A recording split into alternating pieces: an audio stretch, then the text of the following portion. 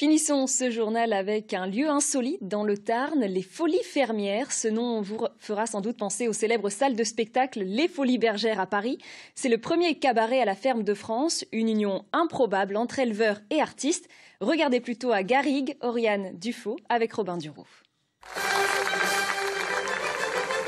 Un véritable spectacle de cabaret au beau milieu d'un champ. Une image insolite, mais avant les paillettes et le glamour. Pour le public, cette journée particulière a commencé avec une visite de la ferme en tracto-train.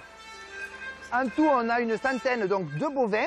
Voilà. Ensuite, on a une soixantaine de porcs, soixantaine de brebis et 700 volailles. Donc la totalité des animaux ne consomment que les céréales de la ferme. Des animaux élevés, nourris, puis transformés sur place. Un circuit très court, depuis la ferme jusqu'aux tables des visiteurs. Ici, le spectacle se passe sur scène, mais aussi dans l'assiette. Alors, nous avons de la copa, de la rosette et du chorizo. Une tranche de terrine aussi, autant plus fière puisqu'ils sont produits localement sur les lieux.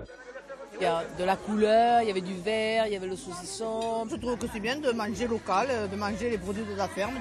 Cette idée d'allier élevage, vente directe et art du spectacle, c'est celle de David Comet. Cet agriculteur passionné de cabaret a imaginé cette formule unique en son genre pour sauver l'exploitation familiale. C'est grâce à la boucherie et au cabaret qu'on arrive à sauver l'agriculture.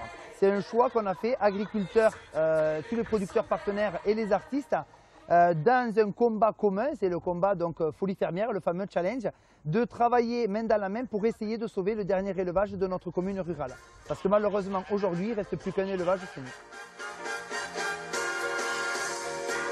Surprenant, oui. Très surprenant et on ne s'attend pas à avoir quelque chose de cette qualité.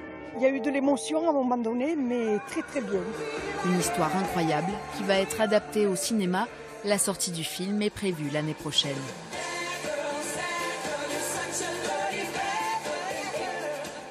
C'est la fin de cette édition. Très belle journée sur France 3 et à ce soir, 19h.